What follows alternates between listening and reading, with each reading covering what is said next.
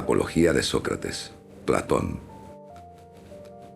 Ciudadanos de Atenas, ignoro qué impresión habrán despertado en vosotros las palabras de mis acusadores. Han hablado tan seductoramente que al escucharlas casi han conseguido deslumbrarme a mí mismo.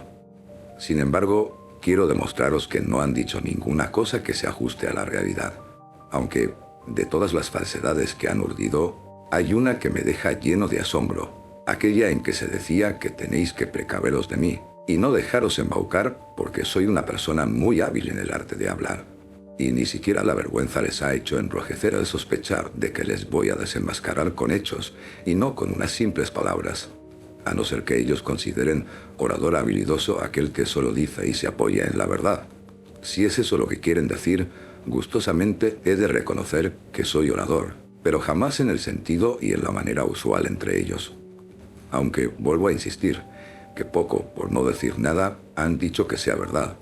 Y, por Zeus, que no les seguiré el juego compitiendo con frases redondeadas, ni con bellos discursos escrupulosamente estructurados como es propio de los de su calaña, sino que voy a limitarme a decir llanamente lo que primero se me ocurra, sin rebuscar mis palabras, como si de una improvisación se tratara, porque estoy tan seguro de la verdad de lo que digo, que tengo bastante con decir lo justo, dígalo como lo diga. Por eso, que nadie de los aquí presentes espere de mí hoy otra cosa, porque, además, a la edad que tengo, sería ridículo que pretendiera presentarme ante vosotros con rebuscados parlamentos, propios más bien de los jovenzuelos con ilusas aspiraciones de medrar. Tras este preámbulo, debo haceros, y muy en serio, una petición, y es la de que no me exijáis que use en mi defensa un tono y estilo diferente del que uso en el ágora, curioseando las mesas de los cambistas o en cualquier sitio donde muchos de vosotros me habéis oído. Si estáis advertidos, después no alborotéis por ello, pues esta es mi situación. Hoy es la primera vez que en mi larga vida comparezco ante un tribunal de tanta categoría como este. Así que, y lo digo sin rodeos, soy un extraño a los usos de hablar que aquí se estilan.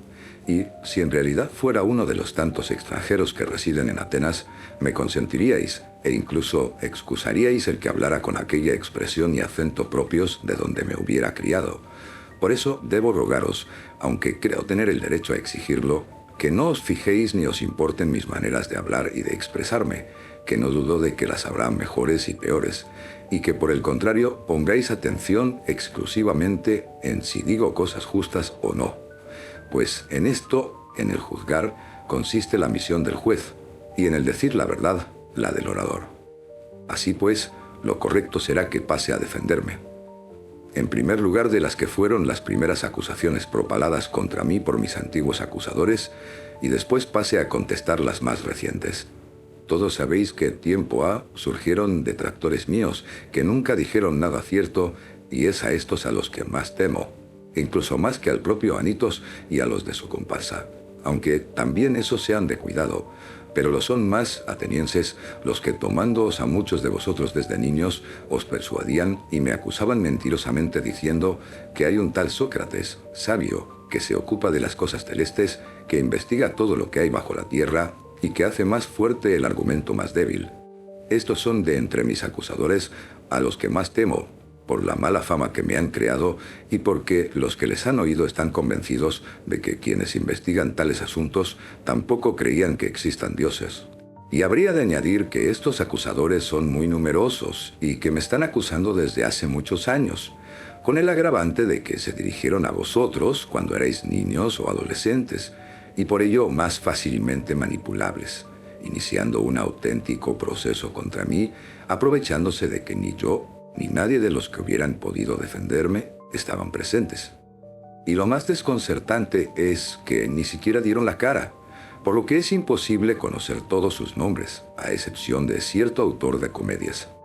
Esos, pues, movidos por envidias y jurando sucio, trataron de convenceros para que, una vez convencidos, fuerais persuadiendo a otros. Son, indiscutiblemente, difíciles de desenmascarar, pues ni tan solo es posible hacerles subir a este estrado para que den la cara y puedan ser interrogados, por lo que me veo obligado, como vulgarmente se dice, a batirme contra las sombras y a refutar sus argumentos sin que nadie me replique. Convenid, pues, conmigo, que dos son los tipos de acusadores con los que debo enfrentarme. Unos, los más antiguos, y otros, los que me han acusado recientemente. Por ello, permitidme que empiece por desembarazarme primero de los más antiguos, pues fueron sus acusaciones las que llegaron antes a vuestro conocimiento y durante mucho más tiempo que las recientes. Aclarado esto, es preciso que pase a iniciar mi defensa para intentar extirpar de vuestras mentes esa difamación que durante tanto tiempo os han alimentado, y debo hacerlo en tan poco tiempo como se me ha concedido.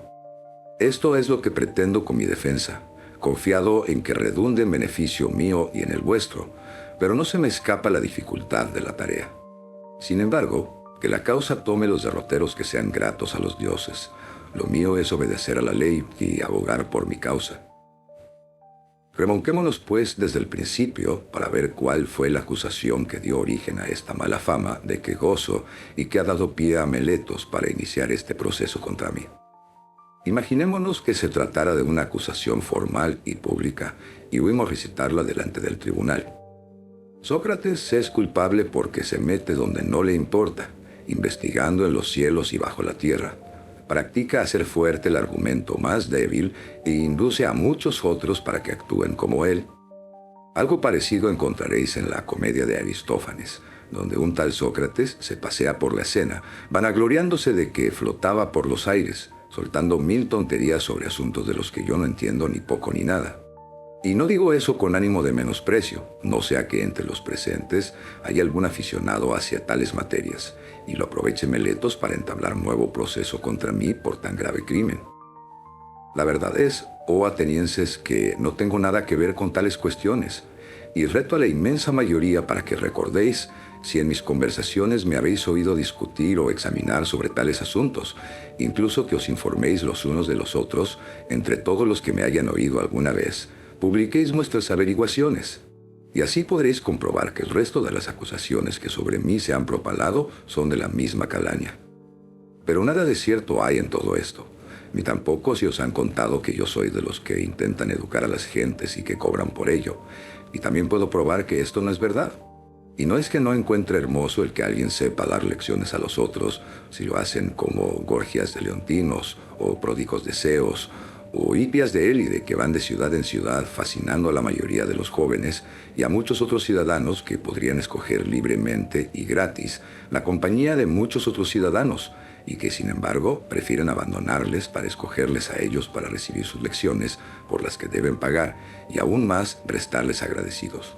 Y me han contado que corre por ahí uno de esos sabios, natural de Paros, y que precisamente ahora está en nuestra ciudad.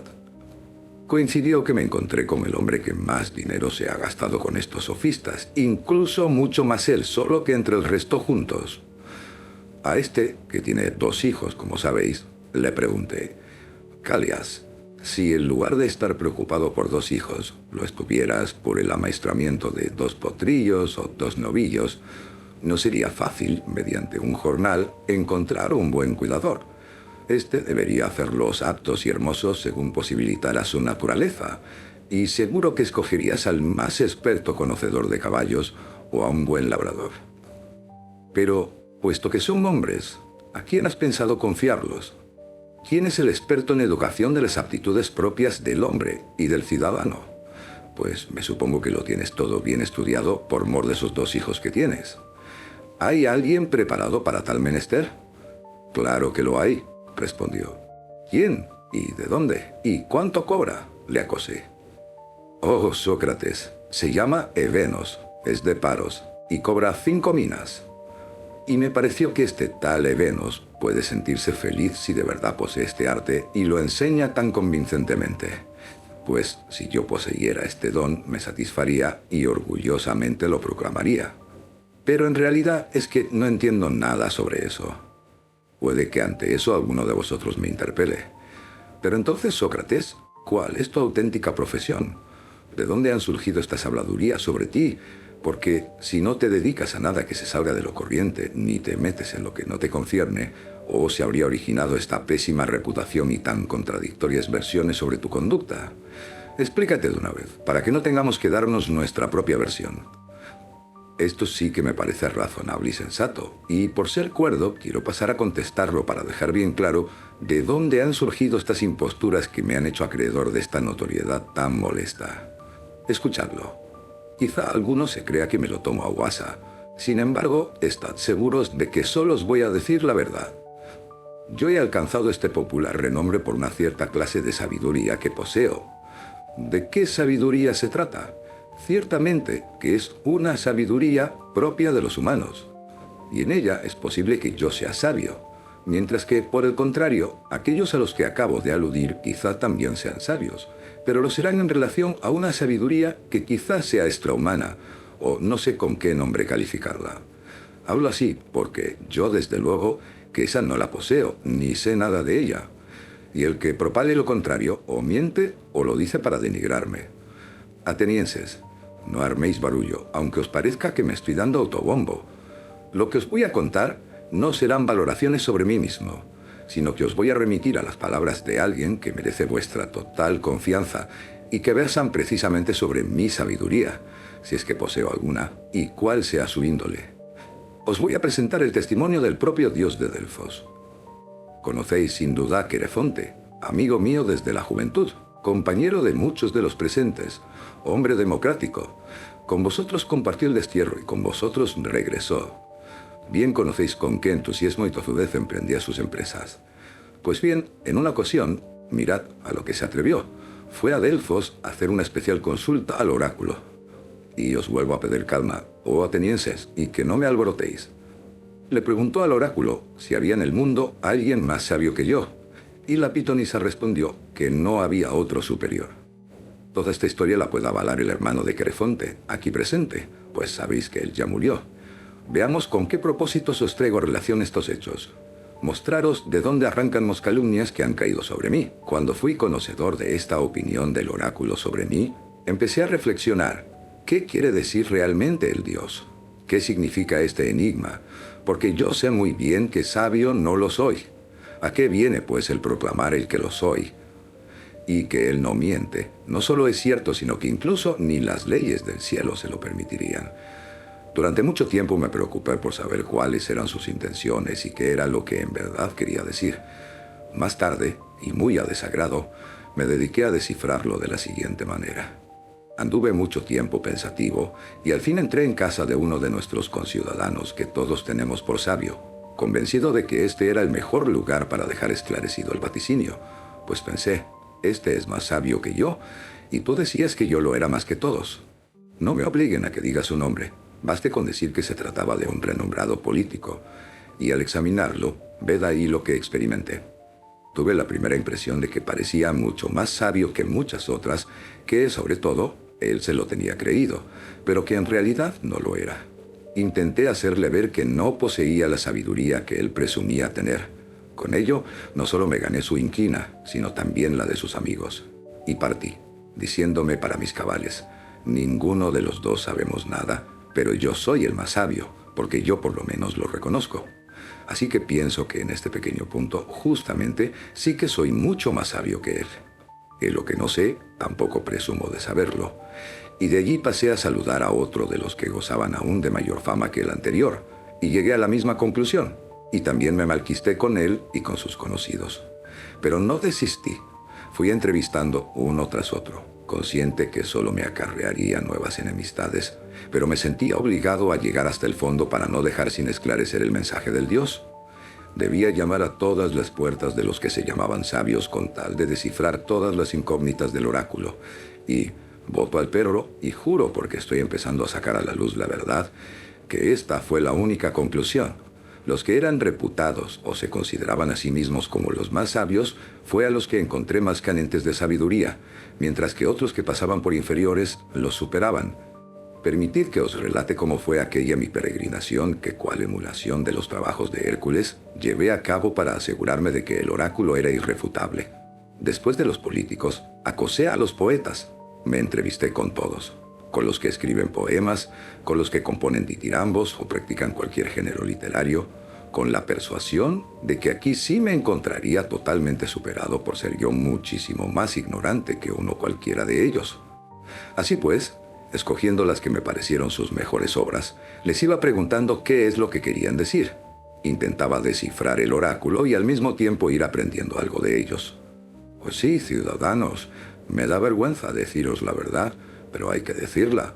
Cualquiera de los allí presentes se hubiera explicado mucho mejor sobre ellos que sus mismos autores. Pues pronto descubrí que la obra de los poetas no es fruto de la sabiduría, sino de ciertas dotes naturales y que escriben bajo inspiración, como les pasa a los profetas, adivinos, que pronuncian frases inteligentes y bellas, pero nada es fruto de su inteligencia, y muchas veces lanzan mensajes sin darse cuenta de lo que están diciendo. Algo parecido opino que ocurre en el espíritu de los poetas.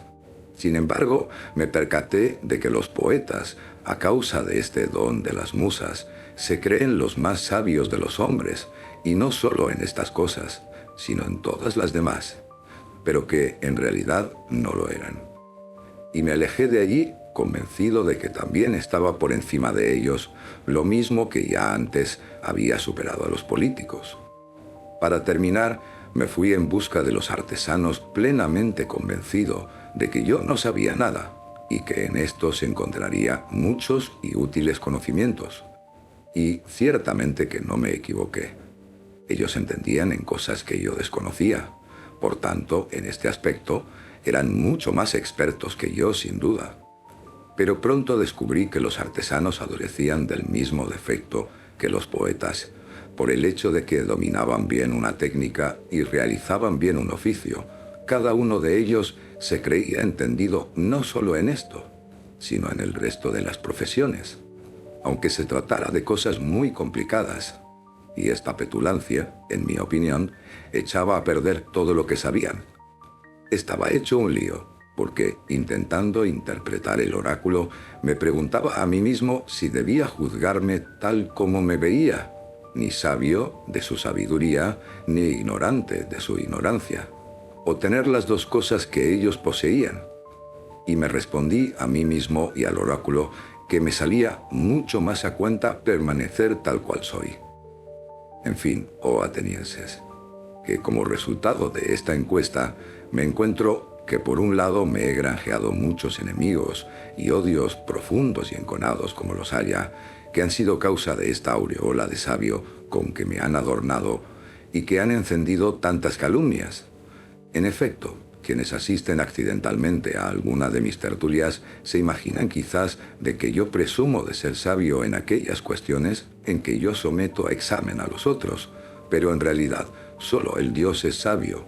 Lo que quiere decir el oráculo es simplemente que la sabiduría humana poco o nada vale ante su sabiduría. Y si me ha puesto a mí como modelo, es que simplemente se ha servido de mi nombre como para poner un ejemplo, como si dijera: entre vosotros es el más sabio, oh hombres, aquel que como Sócrates ha caído en la cuenta de que en verdad su sabiduría no es nada.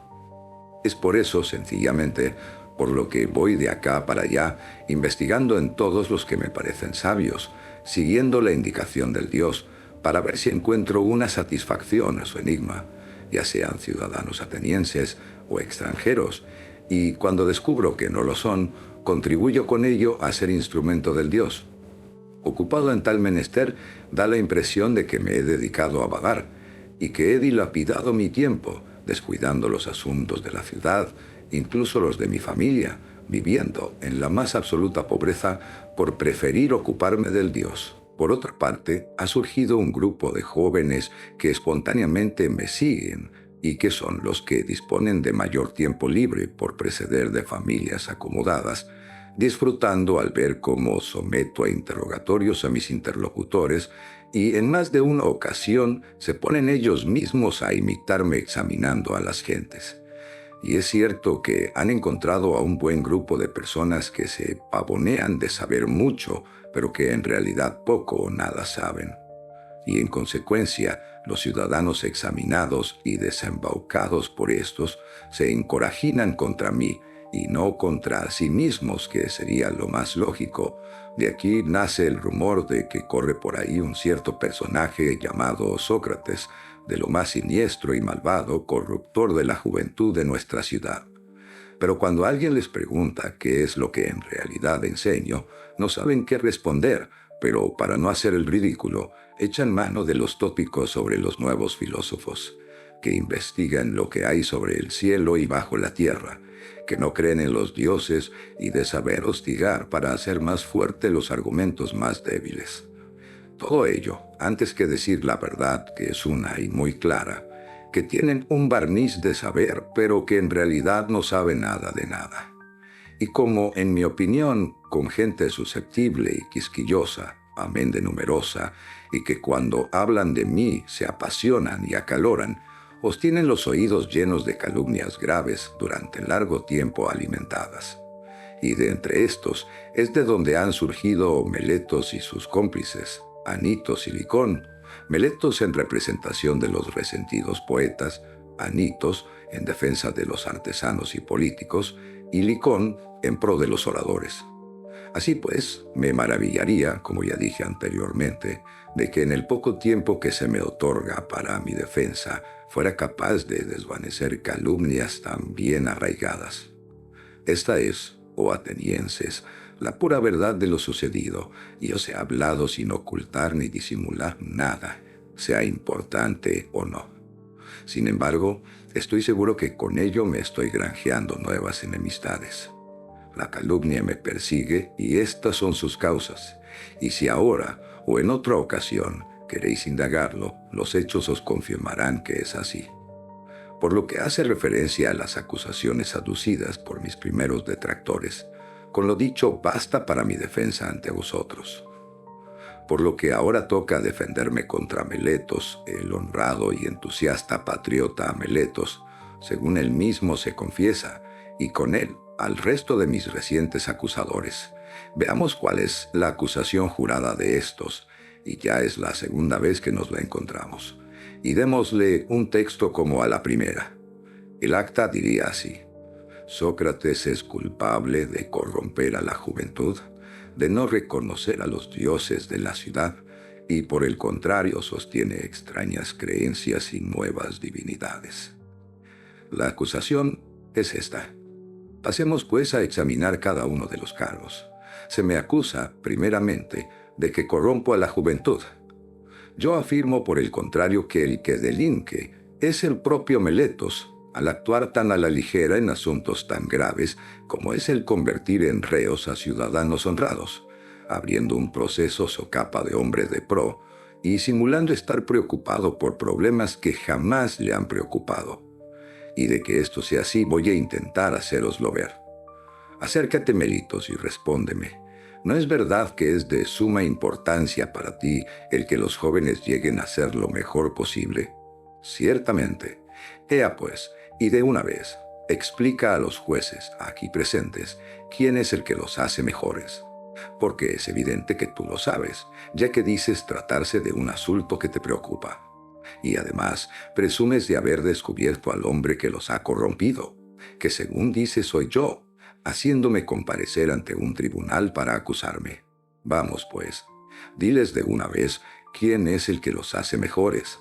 Veo, Meletos, que sigues callado y no sabes qué decir.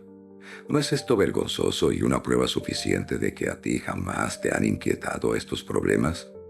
Pero vamos, hombre, dinos de una vez quién los hace mejores o peores. Las leyes. Pero si no es eso lo que te pregunto, amigo mío, sino cuál es el hombre, sea quien sea, pues se da por supuesto que las leyes ya se conocen. Ah, sí, Sócrates, ya lo tengo. Esos son los jueces. ¿He oído bien, Meletos? ¿Qué quieres decir? ¿Que estos hombres son capaces de educar a los jóvenes y hacerlos mejores? Ni más ni menos. ¿Y cómo? ¿A todos? ¿O a unos sí y a otros no? Todos sin excepción. Por era que te expresas de maravilla. Qué grande es el número de los benefactores que según tú sirven para este menester. ¿Y el público aquí asistente también hace mejores o peores a nuestros jóvenes? También. ¿Y los miembros del consejo? Esos también. Veamos, aclárame una cosa. ¿Serán entonces, Meletos, los que se reúnen en asamblea, los asambleístas, los que corrompen a los jóvenes? ¿O también ellos, en su totalidad, los hacen mejores? Es evidente que sí. Parece pues evidente que todos los atenienses contribuyen a hacer mejores a nuestros jóvenes. Bueno, todos menos uno, que soy yo, el único que corrompe a nuestra juventud. ¿Es eso lo que quieres decir? Sin lugar a dudas. Grave es mi desdicha si esa es la verdad. ¿Crees que sería lo mismo si se tratara de domar caballos y que todo el mundo menos uno sería capaz de domesticarlos y que uno solo fuera capaz de echarlos a perder? O más bien, ¿no es todo lo contrario, que uno solo es capaz de mejorarlos, o muy pocos, y que la mayoría, en cuanto los montan, pronto los envician? ¿No funciona así, Meletos, en los caballos y en el resto de los animales? Sin ninguna duda, estéis o no estéis de acuerdo, Anitos y tú. Qué buena suerte la de los jóvenes si solo uno pudiera corromperles y el resto ayudarles a ser mejores. Pero la realidad es muy otra, y se te ve demasiado el que jamás te hayan preocupado tales cuestiones y que han motivado el que me hicieras comparecer ante este tribunal. Pero por Zeus, dinos todavía, ¿qué vale más? ¿Vivir entre ciudadanos honrados o entre malvados? Ea, hombre, responde, que tampoco te pregunto nada del otro mundo. ¿Verdad que los malvados son una amenaza y que pueden acarrear algún mal hoy o mañana a los que conviven con ellos? Sin lugar a duda. ¿Existe algún hombre que prefiera ser perjudicado por sus vecinos? ¿O todos prefieren ser favorecidos? Sigue respondiendo, honrado Meletos, porque además la ley te exige que contestes. ¿Hay alguien que prefiera ser dañado? No, desde luego. Veamos, pues. Me has traído hasta aquí con la acusación de que corrompo a los jóvenes y de que los hago peores. Y esto lo hago voluntaria o involuntariamente, muy a sabiendas de lo que haces, sin lugar a duda. Y tú, Meletos, que aún eres tan joven, me superas en experiencia y sabiduría hasta tal punto de haberte dado cuenta de que los malvados producen siempre algún perjuicio a las personas que tratan y los buenos algún bien, y considerarme a mí en tal grado de ignorancia que ni sepas si convierto en malvado a alguien de los que trato diariamente, corriendo el riesgo de recibir a la par algún mal de su parte, que este daño tan grande lo hago incluso intencionadamente? Esto, Meletos, a mí no me lo haces creer, y no creo que encuentres quien se lo trague. Yo no soy el que corrompe a los jóvenes, y en caso de serlo, sería involuntariamente, y por tanto, en ambos casos te equivocas o mientes. Y si se probara de que yo los corrompo, desde luego tendría que concederse que lo hago involuntariamente, y en este caso la ley ordena advertir al presunto autor en privado, instruirle y amonestarle, y no, de buenas a primeras, llevarle directamente al tribunal, pues es evidente que una vez advertido y entrado en razón, dejaría de hacer aquello que inconscientemente dicen que estaba haciendo. Pero tú has rehuido siempre el encontrarte conmigo, aunque fuera simplemente para conversar o simplemente para corregirme, y has optado por traerme directamente aquí, que es donde debe traerse a quienes merecen un castigo y no a los que te agradecerían una corrección. Es evidente, Meletos, que no te han importado ni mucho ni poco estos problemas que dices te preocupan. Aclaremos algo más. Explícanos, ¿cómo corrompo a los jóvenes? No es si seguimos el acta de la denuncia, que es enseñando a no honrar a los dioses que la ciudad venera y sustituyéndoles por otras divinidades nuevas. ¿Será por esto por lo que los corrompo? Precisamente eso es lo que afirmo. Entonces, y por esos mismos dioses de los que estamos hablando, explícate con claridad ante esos jueces y ante mí, pues hay algo que no acabo de comprender. O sea que yo enseño a creer que existen algunos dioses, y en este caso yo, en modo alguno, soy ateo ni delinco. O bien, dices, por esta parte, que en concreto no creo en los dioses del Estado, sino en otros diferentes, Y es por eso por lo que me acusas. O más bien, sostienes que no creo en ningún Dios y que además estas ideas las inculco a los demás. Eso mismo digo, que tú no aceptas ninguna clase de dioses. ¡Ah, sorprendente, Meletos! ¿Para qué dices semejantes extravagancias? ¿O es que no considero dioses al sol y a la luna como creen el resto de los hombres?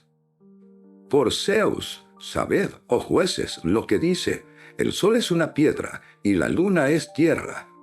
¿Te crees que estás acusando a Anaxágoras, mi buen Meletos? ¿O desprecias a los presentes hasta tal punto de considerarlos tan poco eruditos que ignoren los libros de Anaxágoras el Clazomenio, llenos de tales teorías? Y más aún, los jóvenes van a perder el tiempo escuchando de mi boca lo que pueden aprender por menos de un dracma, comprándose estas obras en cualquiera de las tiendas que hay junto a la orquesta, y poder reírse después de Sócrates si éste pretendiera presentar como propias estas afirmaciones, sobre todo y además siendo tan desatinadas. Pero por Júpiter, ¿tal impresión te he causado que crees que yo no admito los dioses, absolutamente ningún dios? Sí, y también por Zeus. Tú no crees en dios alguno. Increíble cosa la que dices, Meletos. Tan increíble que ni tú mismo acabas de creértela. Me estoy convenciendo, atenienses, de que este hombre es un insolente y un temerario, y en un arrebato de intemperancia, propios de su juvenil irreflexión, ha presentado esta acusación. Se diría que nos está tramando un enigma para probarnos. A ver si este Sócrates, tan listo y sabio, se da cuenta de que le estoy tendiendo una trampa, no solo a él, y no también a todos los aquí presentes, pues en su declaración yo veo claramente que llega a contradecirse. Es como si dijera: Sócrates es culpable de no creer en los dioses, pero cree que los hay. Decidme, pues, si esto no parece una broma y de muy poca gracia. Examinad conmigo, atenienses, el por qué me parece esto. Tú, Meletos, responde. Y a vosotros, como ya os llevo advirtiendo desde el principio, os ruego que prestéis atención, evitando cuchicheos porque siga usando el tipo de discurso que es habitual en mí. ¿Hay algún hombre en el mundo, oh Meletos, que crea que existen cosas humanas, pero que no crea en la existencia de hombres concretos? Que conteste de una vez y que deje de escabullirse refunfuñando.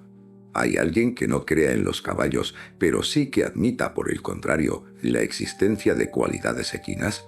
¿O quien no crea en los flautistas, pero sí que haya un arte de tocar la flauta? No hay nadie, amigo mío. Y puesto que no quieres o no sabes contestar, yo responderé por ti y para el resto de la asamblea. ¿Admites o no contigo el resto que puedan existir divinidades sin existir al mismo tiempo dioses y genios concretos? Imposible. Qué gran favor me has hecho con tu respuesta, aunque haya sido arrancada a regañadientes. Con ella afirmas que yo creo en cualidades divinas, nuevas o viejas, y que enseña a creer en ellas según tu declaración, sostenida con juramento. Luego tendrás que aceptar que también creo en las divinidades concretas. ¿No es así? Puesto que callas, debo pensar que asientes. Y ahora bien, prosigamos el razonamiento. ¿No es verdad que tenemos la creencia de que los genios son dioses o hijos de los dioses? ¿Estás de acuerdo, sí o no? Lo estoy. En consecuencia, si yo creo en las divinidades, como tú reconoces, y las divinidades son dioses, entonces queda bien claro de que tú pretendes presentar un enigma y te burlas de nosotros, pues afirmas, por una parte, que yo no creo en los dioses, y por otra, que yo creo en los dioses, puesto que creo en las divinidades. Y si estas son hijas de los dioses, aunque fueran sus hijas bastardas, habidas de amancebamiento con ninfas o con cualquier otro ser, como se acostumbra decir, ¿quién de entre los sensatos admitiría que existen hijos de dioses, pero que no existen los dioses? Sería tan disparatado como el admitir que pueda haber hijos de caballos y de asnos, o sea, los mulos, pero que negar al mismo tiempo que los caballos y asnos existen. Pero lo que ha pasado, Meletos, es que o bien pretendías quedarte con nosotros probándonos con tu enigma, o que de hecho no habías encontrado nada realmente serio de qué acusarme. Y dudo que encuentres algún tonto por ahí, con tan poco juicio, que crea que una persona pueda creer en demonios y dioses y al mismo tiempo no creer en demonios o dioses o genios. Es absolutamente imposible. Así pues, creo haber dejado bien claro de que no soy culpable si nos atenemos a la acusación de Meletos. Con lo dicho basta y sobra, pero como llevo machaconamente dicho, hay mucha animadversión contra mí y son muchos los que la sustentan. Puedes estar seguros que eso sí que es verdad. Y es eso lo que va a motivar mi condena. No esas incongruencias de Meletos y Anitos, sino la malevolencia y la envidia de tanta gente. Cosas que ya han hecho perder demasiadas causas a muchos hombres de bien y que las seguirán perdiendo, pues estoy seguro de que esta plaga no se detendrá con mi condena. Quizá alguno de vosotros en su interior me esté recriminando: ¿no te avergüenza, Sócrates, el que te veas metido en estos líos a causa de tu ocupación y que te está llevando al extremo de hacer peligrar tu propia vida? A estos le respondería, y muy convencido por cierto: te equivocas completamente, amigo mío, si crees que un hombre con un mínimo de valentía debe estar preocupado por esos posibles riesgos de muerte antes que por la honradez de sus acciones, preocupándose solo por si son fruto de un hombre justo o injusto. Pues, según tu razonamiento, habrían sido vidas indignas las de aquellos semidioses que murieron en Troya, y principalmente el hijo de la diosa Tetis, para quien contaba tan poco la muerte, si había que vivir vergonzosamente, que llegó a despreciar tanto los peligros que, deseando ardientemente matar a Héctor para vengar la muerte de su amigo Patroclo, a su madre, la diosa, que más o menos le decía: «Hijo mío, si vengas la muerte de tu compañero Patroclo y matas a Héctor, tú mismo morirás, pues tu destino está unido al suyo». Después de oír esto, tuvo a bien poco a la muerte y el peligro, temiendo mucho más el vivir cobardemente que el morir por vengar a un amigo. Replicó: «Prefiero morir aquí mismo, después de haber castigado al asesino, que seguir vivo, objeto de burlas y desprecios, siendo carga inútil de la tierra, arrastrándome junto a las naves cóncavas». Se preocupó, pues, de los peligros y de la muerte. Y es que así debe ser, atenienses. Quien ocupa un lugar de responsabilidad por creerse que es el mejor, o bien porque allá le han colocado los que tengan autoridad, allí debe quedarse, resistiendo los peligros sin echar cuentas para nada ni con la muerte, ni con otro tipo de preocupaciones, sino es con su propia honra. Así pues, vergonzosa y mucho más sería mi conducta si yo, que siempre permanecí en el puesto que mis jefes me asignaron, que afronté el riesgo de morir como tantos otros hicieron, obedientes a los estrategas que vosotros elegisteis en las campañas de Potidea, Anfípolis y de León, ahora, que estoy plenamente convencido de que es un Dios el que me manda a vivir buscando la sabiduría, examinándome a mí mismo y a los demás, precisamente ahora me hubiera dejado vencer por el miedo a la muerte o cualquier otra penuria y hubiera desertado del puesto asignado. Sería indiscutiblemente mucho más deshonroso, y con ello sí que me haría merecedor de que alguien me arrastrara ante los tribunales de justicia por no creer en los dioses, puesto que desobedecía al oráculo, por temer a la muerte y por creerme sabio sin serlo. En efecto, el temor a la muerte no es otra cosa que creerse sabio sin serlo, presumir saber algo que se desconoce, pues nadie conoce qué sea la muerte, ni si en definitiva se trata del mayor de los bienes que pueden acaecer a un humano. Por el contrario, los hombres la temen como si en verdad supieran qué sea el peor de los males. ¿Y cómo no va a ser reprensible esta ignorancia por la que uno afirma lo que no sabe? Pero yo, atenienses, Quizá también en este punto me diferencio del resto de los mortales, y si me obligaran a decir en qué yo soy más sabio, me atrevería a decir que en desconociendo lo que en verdad acaece en el Hades. No presume saber, antes por el contrario, sí que sé, y me atrevo a proclamarlo, que el vivir injustamente y el desobedecer a un ser superior, sea Dios o sea hombre, es malo y vergonzoso. Temo, pues, a los males que sé positivamente sean tales, pero las cosas que no sé si son bienes o males, no las temeré, ni rehuiré afrontarlas. Así que, aun en el caso de que me absolvierais, desestimando las acusaciones de Anitos, que en definitiva ha llegado a exigir que yo debiera haber comparecido ante este tribunal, y una vez comparecido, merecía ser condenado a muerte, diciéndoos que si salía absuelto, vuestros hijos correrían el peligro de dedicarse a practicar mis enseñanzas y todos caerían en la corrupción, si a mí, después de todo esto, llegaran a decirme: Sócrates, nosotros no queremos hacer caso a Anitos, sino que te absolvemos, pero con la condición de que no molestes a los ciudadanos y abandones tu filosofar. De manera que en la próxima ocasión en que te encontremos ocupados en tales menesteres, debemos condenarte a morir. Si vosotros me absolvierais con esta condición, os replicaría: agradezco vuestro interés y os aprecio, atenienses, pero prefiero obedecer antes al Dios que a vosotros, y mientras tenga aliento y las fuerzas no me fallen, tened presente que no dejaré de inquietaros con mis interrogatorios y de discutir sobre todo lo que me interese con cualquiera que me encuentre, a la usanza que ya os tengo acostumbrados. Y aún añadiría: oh tú, hombre de Atenas y buen amigo, ciudadano de la polis más grande y de la más renombrada por su intelectualidad y su poderío, ¿no te avergüenzas de estar obsesionado por aumentar al máximo tus riquezas y con ello tu fama y honores, y por el contrario descuidas la sabiduría y la grandeza de tu espíritu y cómo lograr engrandecerlas?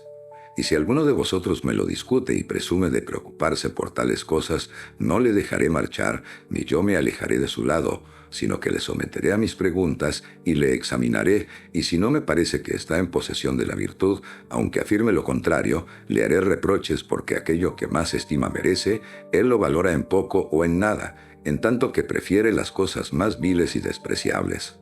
Este será mi modo de obrar con todo aquel que se me cruce por nuestras calles, sea joven o mayor, o forastero o ateniense, pero preferentemente con mis paisanos, por cuanto tenemos una sangre común.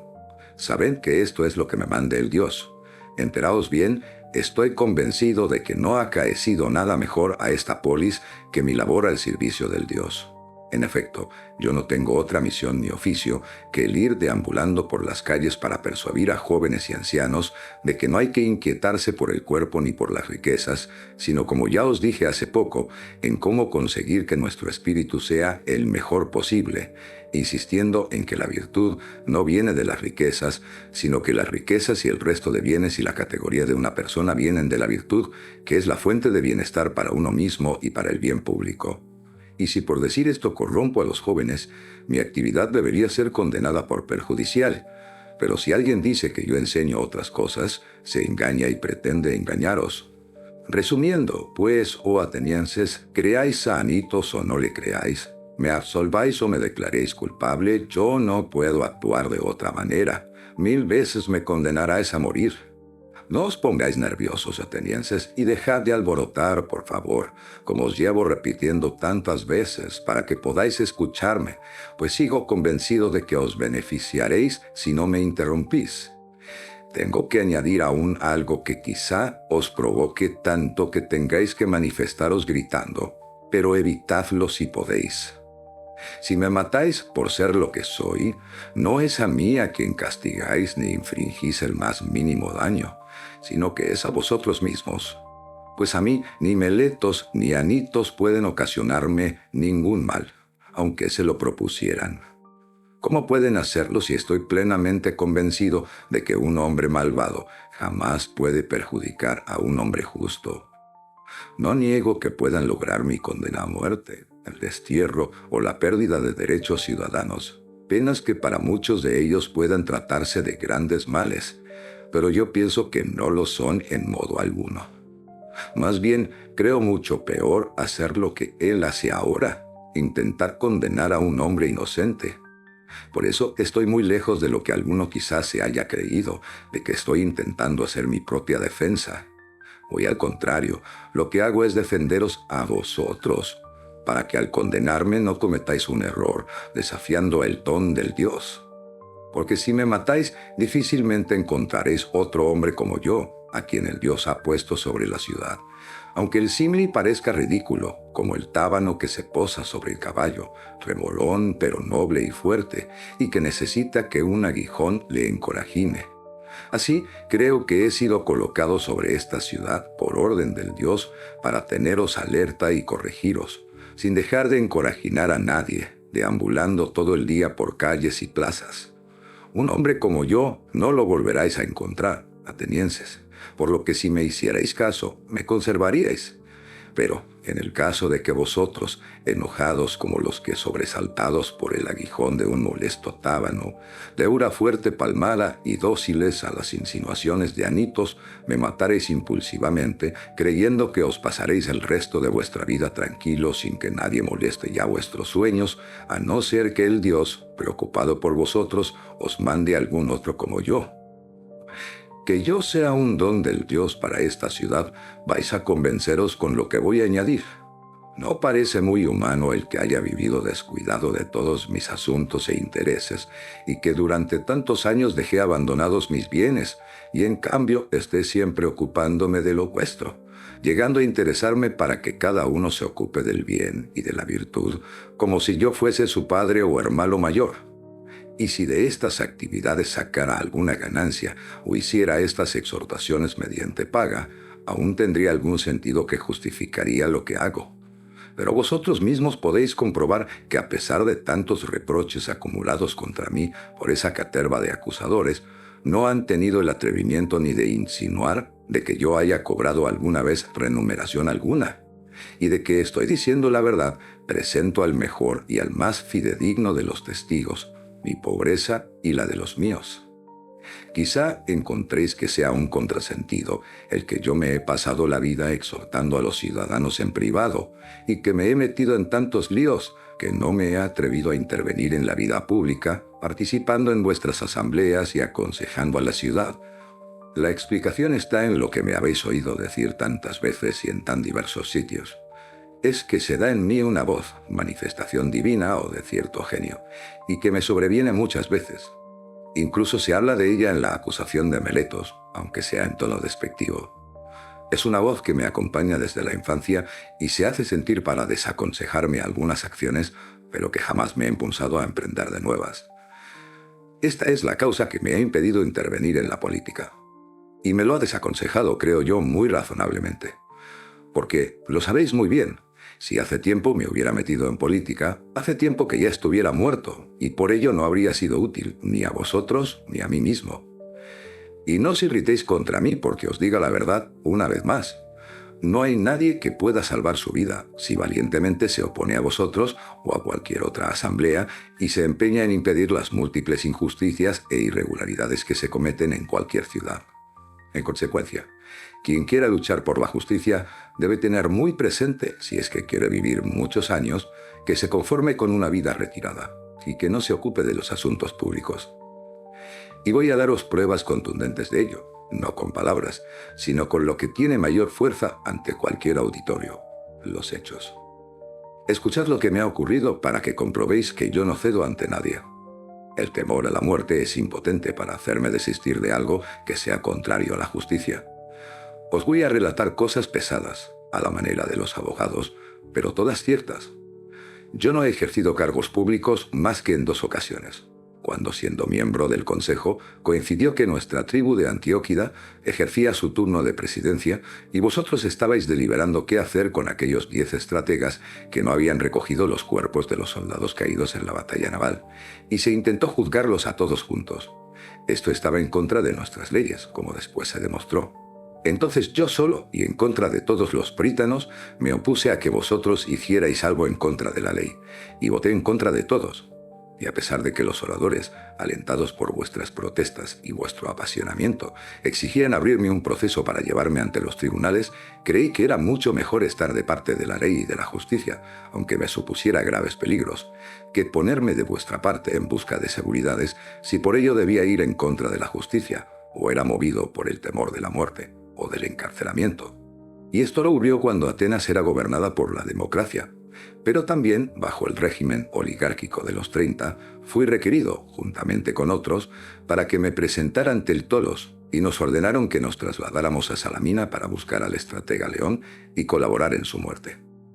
Misiones de este tipo encomendaban a muchos otros para comprometer a cuantos más pudieran en su criminal gestión de gobierno. Y entonces volví a demostrar, no con palabras, sino con los hechos, que la muerte, lo digo sin ambages, no me importa lo más mínimo, mientras que intentar no cometer acciones injustas es para mí lo más importante. E incluso aquel régimen que presumía del uro, y en verdad lo era, no pudo doblegarme para hacer un acto injusto.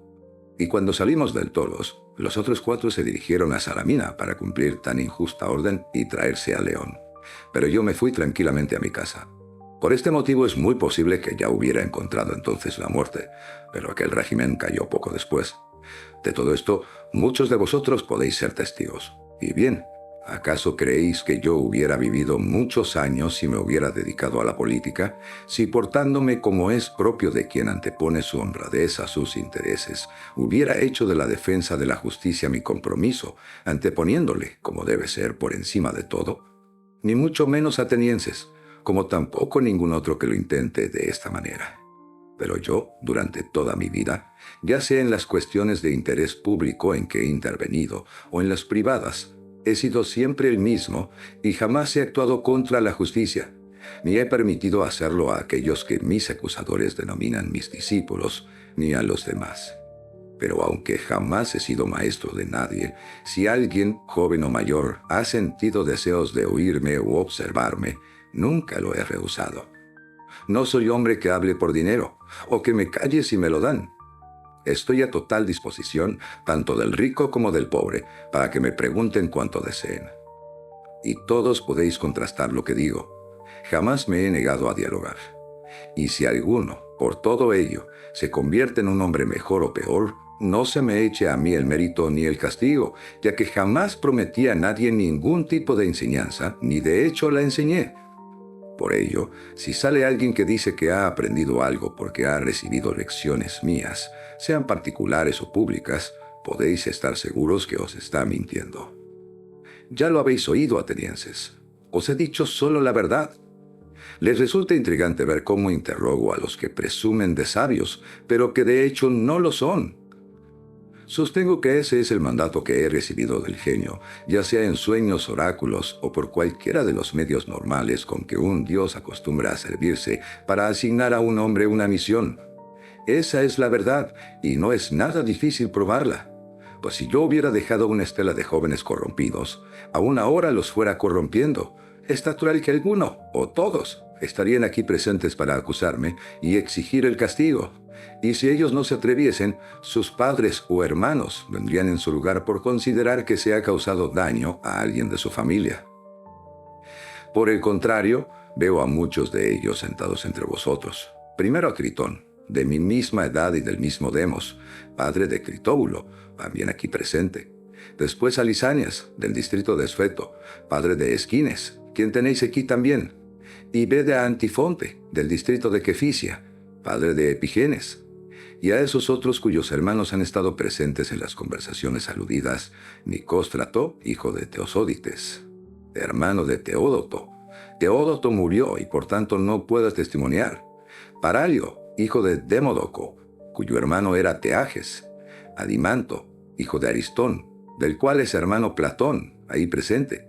Y Ayantodoro, del cual es hermano Apolodoro, ahí presente. Y podría citaros a muchos más, que incluso al propio Meletos hubiera podido presentar como testigos de su pleito. Y si no lo hizo por descuido o por olvido, que lo haga ahora, a ver si encuentra a alguien que corrobore alguno de sus puntos. Pero comprobaréis todo lo contrario, atenienses. Todos están dispuestos a declarar a favor del que ha sido su corruptor, el que ha destrozado sus familias, según Anitos y Meletos aseguran. Cabría la posibilidad de que los ya corrompidos tuvieran alguna secreta razón para auxiliarme y compartir mi responsabilidad, pero los no corrompidos y que son mayores de edad que ellos, sus parientes, ¿qué motivos pueden tener para ayudarme si no es la que Anitos y Meletos están mintiendo y de que yo estoy en la verdad? Ya he dicho bastante, atenienses. Todo lo que pueda añadir en defensa propia queda suficiente aclarado con lo expuesto, y aunque podría ir añadiendo nuevos aspectos, más o menos serían del mismo estilo, y quizá alguno se indigne al recordar que en otros casos de menos monta se rogó y suplicó a los jueces con lágrimas, haciendo comparecer ante el tribunal a sus hijos para despertar compasión, y si se terciaba a sus parientes y familiares, y yo, en cambio, no hago ninguna de estas cosas a pesar de que estoy corriendo, como se ve, el mayor de los peligros. Puede ser que alguno, echándose esas cuentas, tome hacia mí una actitud de despecho, y que, irritado por mi forma de actuar, deposite su voto con cólera. Pues bien, si en alguno de vosotros se da esta situación, aunque ni afirmo de que se dé, sino que analizo esta posibilidad, ya tengo preparada la respuesta que le daría. Amigo mío, también yo tengo una familia, y también puedo aplicarme aquello de Homero. No he nacido ni de una encina ni de las rocas, sino de hombres. Tengo familiares e incluso 3 hijos, uno adolescente, por cierto, y 2 de corta edad. Y sin embargo, a ninguno de ellos permitiré que suba a este estrado para suplicar vuestro voto absolutorio. ¿Por qué no quiero hacer nada de todo esto? No es ni por fanfarronería, ni mucho menos por falta de consideración hacia vosotros. Que después afronte la muerte con firmeza o con flaqueza, esa es otra cuestión. Pero por mi buen nombre y por el vuestro, que es el de nuestra ciudad, mi edad no me parece honrado echar mano de ninguno de estos recursos, y mucho menos con la opinión que se ha formado de que Sócrates se diferencia de la mayoría de los hombres, si de entre vosotros, los que destacan por su valentía o por su inteligencia o por cualquier otra virtud, se comportasen de este modo, cosa fea sería. Alguna vez he visto a algunos de esos que son considerados importantes, cuando se les está juzgando, y temen sufrir alguna pena o la misma muerte. Su conducto me parece inexplicable, pues parece que están convencidos de que si logran de que no se les condene a muerte, después ya serán por siempre inmortales. Estos son la deshonra y el oprobio de nuestra ciudad, porque pueden hacer creer a los extranjeros que aquellos ciudadanos que distinguimos con honores y que elegimos para que ocupen las magistraturas no se diferencian en nada de las mujeres. Esas son escenas, atenienses, que los que gozamos de cierto prestigio no debemos hacer, y si lo hacemos, vosotros no debéis permitirlo, sino que más bien debéis estar dispuestos a demostrar que condenaréis a quien ofrezca el triste espectáculo de suplicar la compasión de sus jueces, dejando en ridículo a la ciudad. Pero aparte de la cuestión de mi buen nombre, tampoco me parece digno el ir suplicando a los jueces y salir absuelto por la compasión comprada, sino que hay que limitarse a exponer los hechos y tratar de persuadir, no de suplicar, pues el jurado no está puesto para repartir la justicia como si de favores se tratara, sino para decidir lo que es justo en cada caso. Y lo que ha jurado es interpretar rectamente las leyes, no a favorecer a los que le caigan bien. Por tanto, no podemos permitirnos el perjurio a nosotros mismos ni a los demás, pues ambos nos haríamos reos de impiedad. No esperéis, pues, de mí que recurra a artimañas ni acciones que no sean rectas ni justas, y menos ahora, oh por Zeus, que estoy aquí acusado de impiedad por Meletos. Pues es evidente que si con súplicas llegara a convenceros, o bien os forzara a faltar a vuestro juramento, os enseñaría a pensar de que no hay dioses, y así, con mi defensa, de hecho, lo que haría sería condenarme a mí mismo por no creer en los dioses. Pero no es así, ni mucho menos. Yo creo en los dioses, como cualquiera de mis acusadores. Por eso, atenienses, dejo en vuestras manos y en las de los dioses el decidir lo que va a ser mejor para mí y para vosotros. No me ha sorprendido ni indignado, oh atenienses, esta condena que acabáis de sellar con vuestro voto. Y entre muchas razones, la primera es que no me ha resultado inesperada. Más bien me sorprende el tan gran número de votos a mi favor, pues no sospechaba que se resolvería así, sino que esperaba muchos más votos en contra mía. Pero ved que los resultados se hubieran trastocado con solo una treintena que hubieran votado mi absolución. Por de pronto, que de la acusación de Meletos, según las cuentas que yo me he hecho, he quedado plenamente absuelto. Y no solo absuelto, sino que incluso es evidente que si no hubieran comparecido Anitos y Licón, hubieran sido condenados a pagar la multa de 1000 dracmas por no haber alcanzado la quinta parte de los votos exigidos.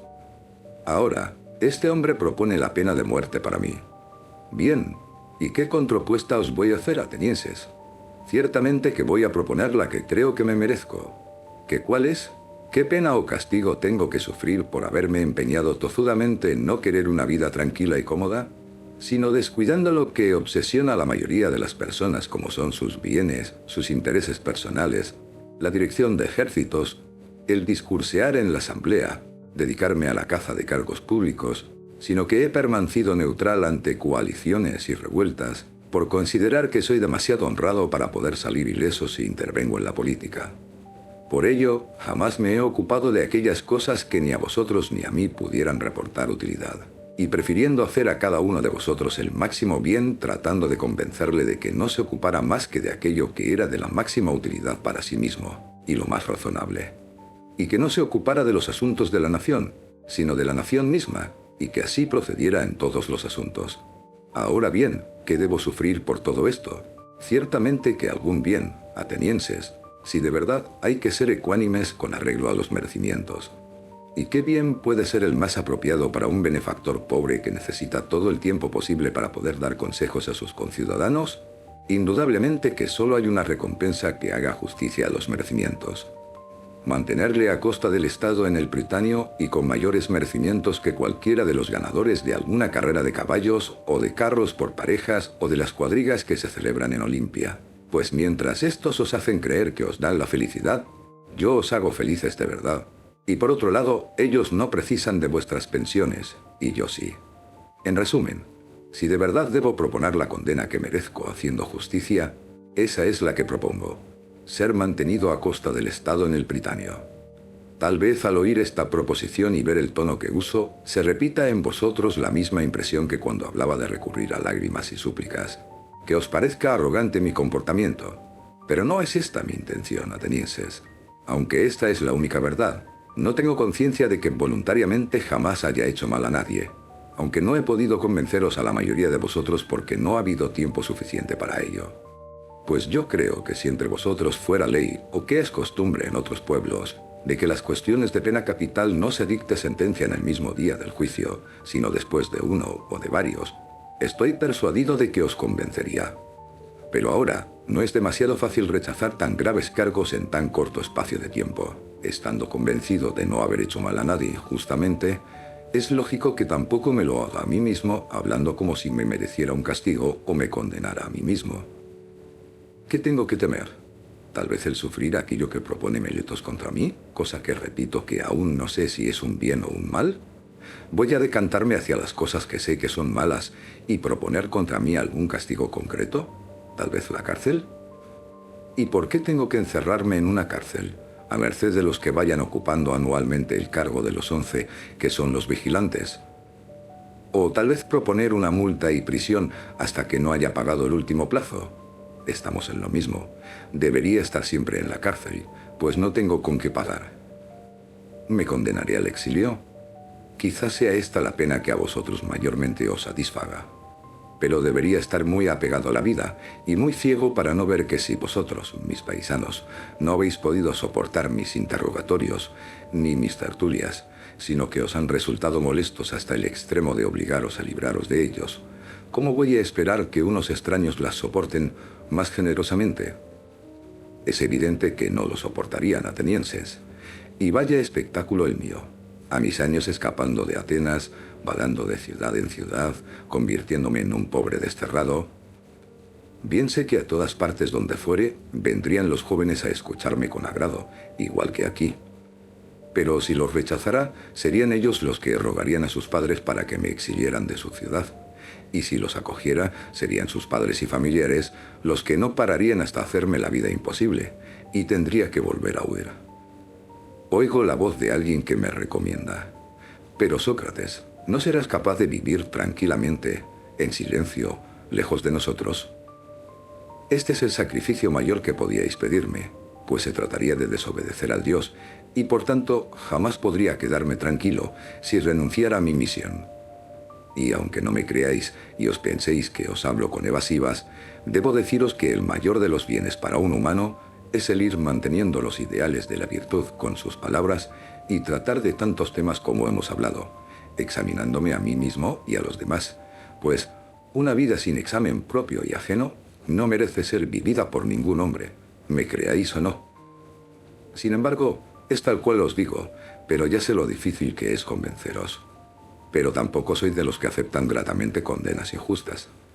Si me sobrara el dinero me habría puesto una multa que fuera capaz de soportar, pues no representaría un perjuicio para mí. Pero como no lo tengo, os vosotros los que debéis tasar la multa. Tal vez, rebuscando, podría pagaros hasta una mina de plata. Así que esta es la suma que os propongo. Pero algunos de los presentes, como Platón, Critón y Critóbulo, me instan a que os proponga ascender hasta 30 minas, de las que ellos se hacen fiadores. Propongo, pues, esta nueva suma. Y tendréis en ellos a unos fiadores de total solvencia. Por no querer aguardar un poco más de tiempo, os llevaréis, atenienses, la mala fama de haber hecho morir a Sócrates, un hombre sabio, pues para avergonzaros os dirán que yo era un sabio, a pesar de no serlo.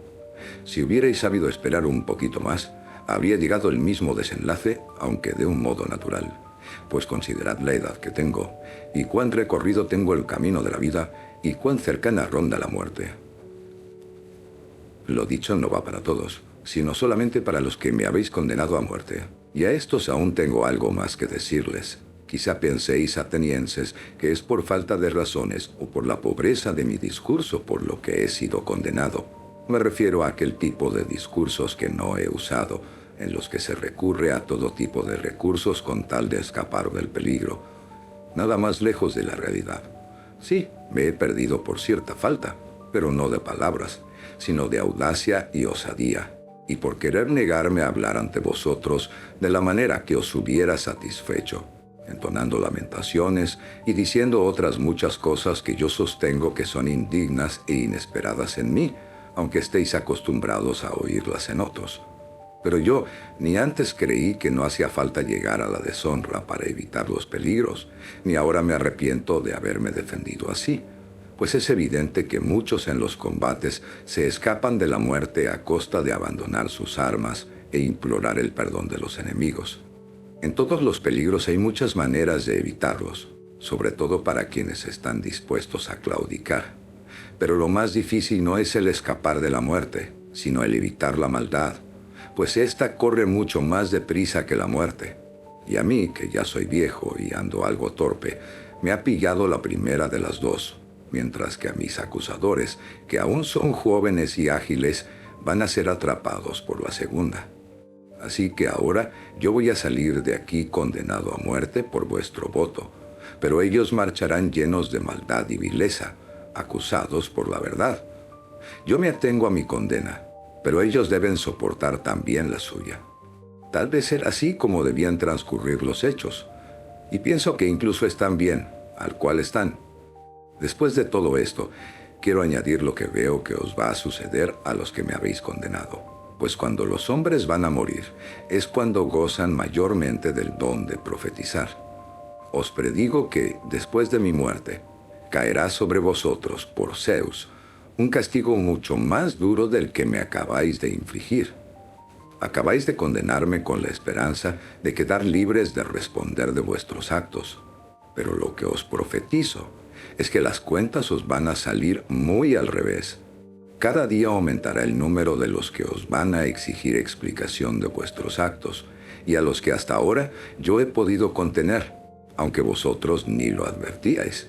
Y tanto más duros serán cuanto que son más jóvenes, y por ello más exigentes. Y por todo ello viviréis aún mucho más enojados. Estáis rotundamente equivocados si creéis que la mejor manera de iros desembarazando de los que os recriminan es el de irlos matando. No es este el modo más honrado de cerrar la boca a quienes os inquietan, sino que hay otro mucho más fácil: no perjudicar a los demás y mejorar nuestra conducta, en todo lo posible. Con estas predicciones, como si de un oráculo fueran, quiero despediros de los que habéis votado mi muerte. Y ahora me gustaría conversar con los que me habéis absuelto, conversando sobre lo que aquí ha sucedido, a la espera de que los magistrados acaben de trajinear con estos asuntos y que me conduzcan a donde debo esperar la muerte. Permaneced, atenienses, conmigo el tiempo que esto dure, pues nada nos impide platicar. Querría mostraros, como amigos que sois, cuál es mi interpretación de lo que acabamos de vivir. Oh jueces, y os llamo jueces con toda propiedad por haberlo sido conmigo, algo sorprendente me acaba de suceder, y es que aquella voz del daimon que antes se me presentaba tan frecuentemente para oponerse a cuestiones incluso mínimas, si creía que iba a actuar a la ligera, hoy, que según la mayoría acaba de sucederme lo peor que podía sufrir, como es encontrarme con la muerte, no me ha alertado de la presencia de ningún mal, ni al salir de casa esta mañana, ni cuando subía al tribunal, ni en ningún momento de mi apología, dijera lo que dijera, me ha impedido seguir hablando, cuando en otras ocasiones llegó a quitarme la palabra en la mitad del razonamiento según lo que estuviera hablando. ¿Qué sospecho que hay detrás de todo esto? Voy a aclarároslo. Lo que me acaba de suceder es para mí un bien, y por tanto no son válidas nuestras conjeturas cuando consideramos la muerte como el peor de los males. Esta es la razón de más peso para convencerme de ello. De lo contrario, esa voz del genio se hubiera opuesto para impedir los hechos, si lo que me iba a ocurrir se tratara de un mal y no de un bien. Pero aún puedo añadir nuevas razones para convenceros de que la muerte no es una desgracia, sino una aventura. Una de dos: o bien la muerte supone ser reducido a la nada, y por ello no es posible ningún tipo de sensación, o de acuerdo con lo que algunos dicen, simplemente se trata de un cambio o mudanza del alma de éste hacia otro lugar. Si la muerte es la extinción de todo deseo, y es como una noche de profundo sueño, pero sin ensoñar, maravillosa ganancia sería. Es mi opinión de que si nos obligaran a escoger entre una noche sin sueños, pero plácidamente dormida, con otras noches con ensoñaciones o con otros días de su vida, que después de una buena reflexión tuvieran que escoger qué días y noches han sido los más felices, pienso que no solo cualquier persona normal, sino que incluso el mismísimo rey de Persia encontraría pocos comparables con la primera. Si la muerte es algo parecido, sostengo que es la mayor de las ganancias, pues toda la serie del tiempo se nos aparece como una sola noche. Pero si la muerte es una simple mudanza de lugar, y si, aún más, es cierto lo que cuentan, que los muertos están todos reunidos, oh jueces, ¿sois capaces de imaginar algún bien mayor? Pues uno al llegar al reino del Hades, liberado de todos esos que aquí se hacen pasar y llamar por jueces, os encontraremos con los que son auténticos jueces y que, según cuentan, siguen ejerciendo sus funciones. A Minos, Radamanto y Triptolómeno, y a toda una larga lista de semidioses que fueron justos en su vida. ¿Y qué me decís del poder reunirme con Orfeo, Museo, Hesíodo y Homero? ¿Qué no pagaría cualquiera de vosotros si esto es así? En lo que a mí se refiere, 1000 y 1000 veces prefiero estar muerto si tales cosas son verdad. Qué maravilloso pasatiempo sería para mí poder encontrarme con Palamedes, con Ajax, hijo de Telamón, y todos los héroes de los tiempos pasados, víctimas también de otros tantos profesos injustos. Aunque solo fuera para poder comparar sus experiencias con las mías, ya me daría por satisfecho. Mi mayor placer sería pasar mis días interrogando a los de allá abajo como durante toda mi vida terrena lo he hecho con los de aquí, para ver quiénes entre ellos son los auténticamente sabios y quiénes creen serlo, pero que en realidad no lo son. ¿Qué precio no pagaríais, oh jueces, para poder examinar a quien condujo contra Troya a aquel numeroso ejército?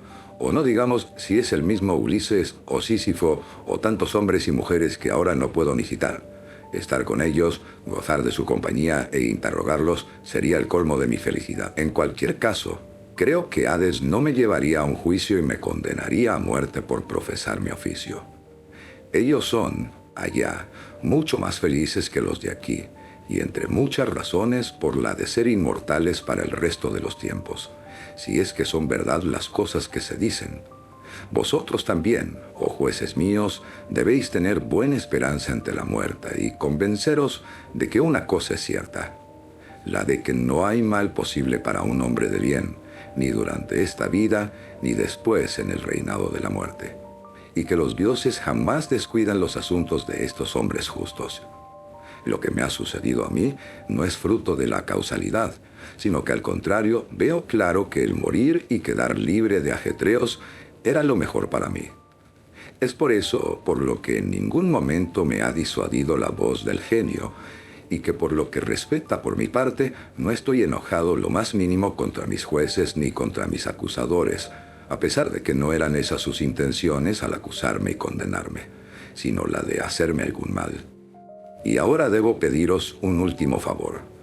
Cuando mis hijos lleguen a ser mayores, atenienses, castigadles como yo os he encordiado durante toda mi vida, si os parece que se preocupan más de buscar riquezas o negocios antes que de la virtud. Y si presumen creer ser algo sin serlo de verdad, reprochadles como yo os he reprochado, exigiéndoles que se cuiden de lo que deben y no creerse ser algo, cuando en realidad nada valen. Si hacéis esto, ellos y yo habremos recibido el trato que merecemos. Y no tengo nada más que decir. Ya es la hora de partir. Yo a morir, vosotros a vivir. Entre vosotros y yo, ¿quién va a hacer mejor negocio? Cosa oscura es para todos, menos para el Dios.